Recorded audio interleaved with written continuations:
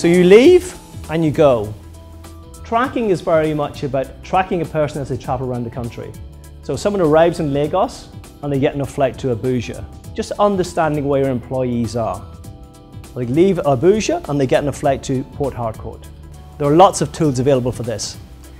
Informing.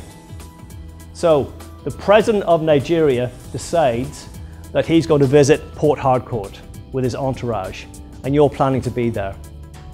Now, if you have an employee traveling there, they need to be aware of that because the chances are they're going to be restricted, going to be unable to travel. This is about keeping them up to date and providing a recommendation in terms of their next step.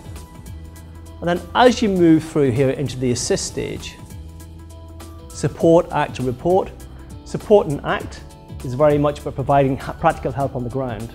So you've got to Port Harcourt in Nigeria, and you know what? You don't feel too well. You need to see a doctor. So what do you do? Which doctor do you go and see? Which doctor do you trust?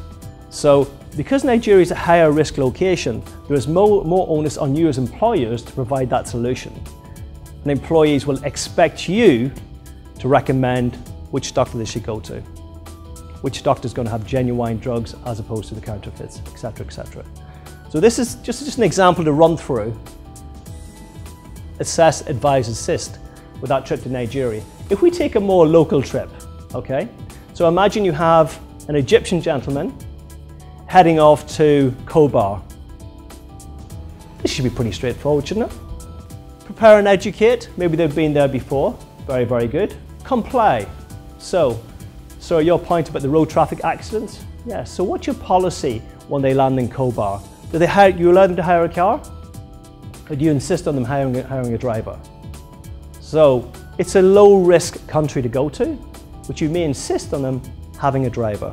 When they're in Kobar or traveling around the country, you're tracking them, and then you're briefing them as events unroll in the country. So simple things like if they're going down to Jeddah and they're going down to the border with Yemen, should they be doing that or should they not be doing that?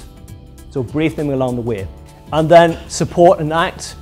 This is pretty clear. Egyptian, Arabic speaking. If they need to go to a hospital or a doctor, chances are they can communicate and act in the right way. If the individual happens to be from, let's say, Sweden, and they're going into Kobar, well then the advice could be different, especially if it's their first time. They don't speak the language, the challenges are different, there are cultural challenges. So you need, in here, you will have slightly different steps, slightly different advice.